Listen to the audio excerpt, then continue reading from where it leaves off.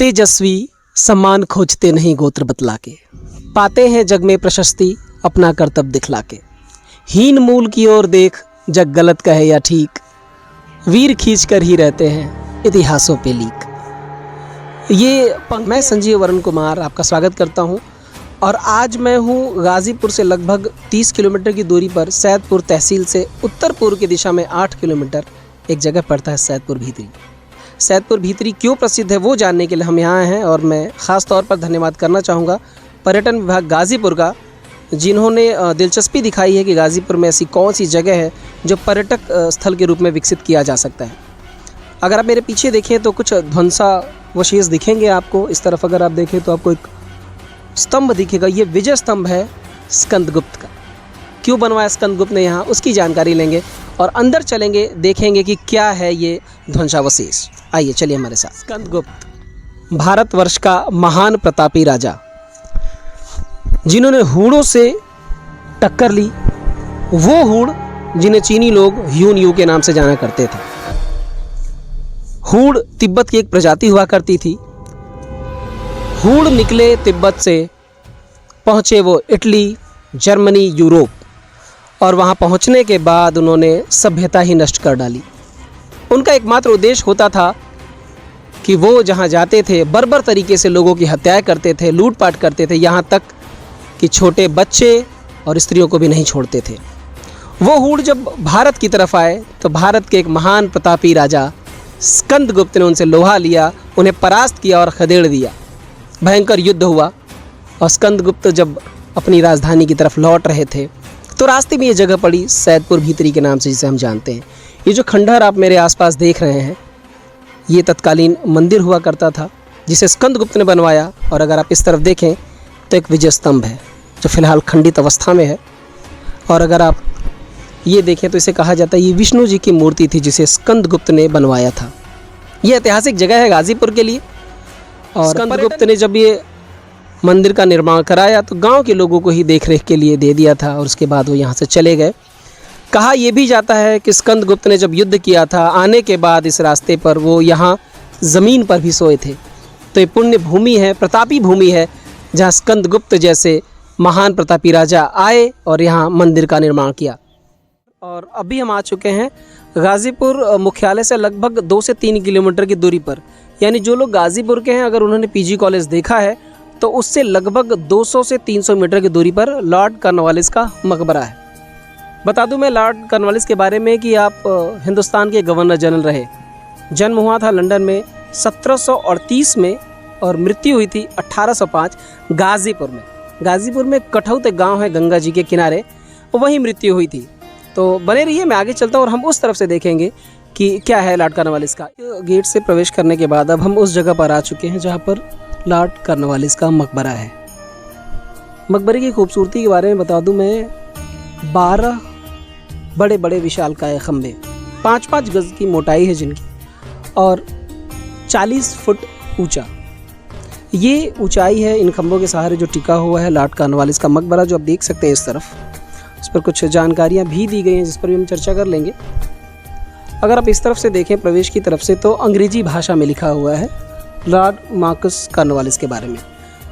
Lord Cornwallis को जाना जाता है भारत में सुधारी बंदोबस्त व्यवस्था के लिए, और इन्हीं के शासनकाल में हर ज़िले में कलेक्टर को सारी जिम्मेदारियां दी गई। यानी हम मान सकते हैं कि IAS भारतीय प्रशासनिक सेवा का जनक माना जाता है लॉर्ड कॉर्नवालिस की इस व्यवस्था को, जिसमें उन्होंने ज़िले के अधिकारी कलेक्टर को दिए। हर ज़िले में अलग अलग कलेक्टर उन्होंने नियुक्त किया।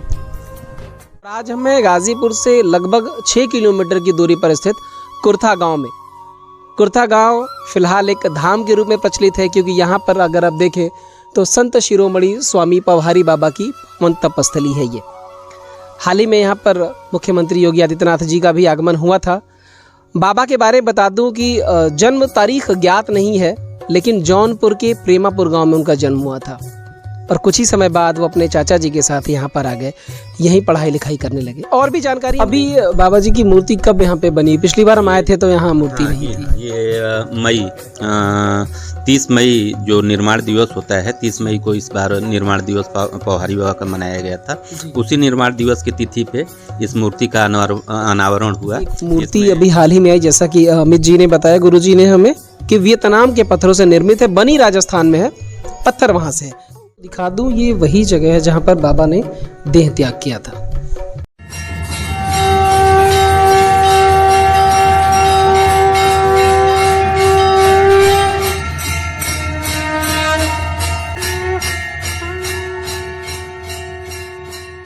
जानकारी दी आपने। यहाँ पे कुआं है संभवतः कोई जी, वो भी हम चाहेंगे दिखाएंगे।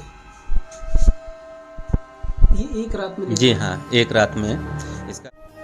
और अब हम उस जगह पर आ गए हैं। आप देखें तो इस तरफ एक और मंदिर है प्रांगण में ही, जहाँ बाबा तप किया करते थे, यानी जिस गुफा की हम बात कर रहे थे वो गुफा यहाँ है। और अंदर पौहारी बाबा साधना किया करते थे। यही वो गुफा है जहाँ पे बैठ के समाधिष्ठ हुआ करते थे। ये दरवाजा भी उन्हीं के समय का है, पौहारी बाबा के ही समय का ये दरवाजा है, लकड़ी का दरवाजा। जी हाँ, इसी दरवाजे के ओर से स्वामी विवेकानंद जी और पौहारी बाबा की वार्तालाप हुई है। महाहर धाम मंदिर, जो गाजीपुर से अगर आप चलते हैं गोरखपुर की तरफ, NH-29 राष्ट्रीय राजमार्ग 29 से बरही एक जगह है, बरही बाज़ार, वहाँ से राइट साइड में आप लेते हैं 5 किलोमीटर के आसपास, 5 या 6 किलोमीटर के आसपास की दूरी है, जहाँ आने के बाद आपको ये दिव्य भूमि के आपको दर्शन होंगे। और महाहर धाम क्यों फेमस है मैं बता दूं आपको। मान्यता है कि यहीं पर राजा दशरथ ने श्रवण कुमार को शब्द भेदी बाण चलाया था और वहाँ उनकी मृत्यु हो गई थी, जिसके बाद श्रवण कुमार के माता पिता ने उनको श्राप दिया था कि जिस प्रकार हम पुत्र वियोग में अपनी जान गंवा रहे हैं, वैसे ही एक दिन तुम भी पुत्र वियोग में अपनी जान गंवा दोगे। तो ऐसी इस जगह पर आ चुके हैं मंदिर में। अगर आप इस तरफ देखें तो ये वही मूर्ति है जिसके बारे में जानकारी दी मंदिर कमेटी ने हमें, कि ये चक्रवर्ती सम्राट थे महाराजा दशरथ, उनके द्वारा स्थापित प्रतिमा है, जिसमें शिव जी, पार्वती जी, गणेश जी और कार्तिकेय जी। हम उस जगह पर आ गए हैं जहाँ पर आप लोगों ने बताया कि 13 मुखी शिवलिंग है यहाँ पर, उनके भी दर्शन कर लेते हैं। आइए चलते हैं साथ में, आइए। उस जगह आ चुके हैं जहाँ पर 13 मुखी शिवलिंग की चर्चा हुई थी, जान लेते हैं यहाँ पर हैं आप लोग मंदिर कमेटी से, सब सामने से दिखा देंगे जरा। ये है दशरथ गढ़ी जिसकी हम चर्चा कर रहे थे। तमाम लोगों ने चर्चा भी की कि दशरथ जी ने अपने रहने के लिए बनाया था। इसके पीछे से ही वो रथवट नाम का वो रास्ता भी है जो अयोध्या तक जाया करता था। ये वही जगह है, वही जगह है, ठीक है। और बीच में एक चर्चा और आपने की थी कि पुरातत्व विभाग से भी ये हम चाहेंगे कि यहाँ पर आकर उत्खनन करें तो और भी जानकारी कुछ मिलेगी उनको। अच्छा, इस वही पोखरा है जिस पर कहा जाता है, मान्यता है कि श्रवण कुमार को बाण इसी जगह लगा था जब वो पानी भर रहे थे और दशरथ जी को लगा कि कोई हिरन, कोई जानवर पानी पी रहा है और शब्द भेदी बाण चला दिया। पोखरा है जिस पे मैंने पहले भी चर्चा की, हम उसके किनारे बैठकर बात कर रहे थे। शासन की तरफ से कई बार इसके जीर्णोद्धार के लिए बात हुई, नापा भी गया इसको कि कितनी लंबाई है, कितनी चौड़ाई है, लेकिन अभी तक धनराशि और मुक्त नहीं हो पाई है जी। बताइए सर। और मंदिर प्रांगण से जैसा कि हमने शुरुआत की थी, हम उस रास्ते से चलते हुए लगभग 200 मीटर की दूरी पर हम आए हैं जी। हम उनके पास भी आ जाएंगे। 200 मीटर की दूरी पर जहाँ पर काल भैरव की मूर्ति और मंदिर है, वहाँ पे आप काल भैरव की मूर्ति, और ये भी मुझे लगता है कि ये भी समकालीन है जी।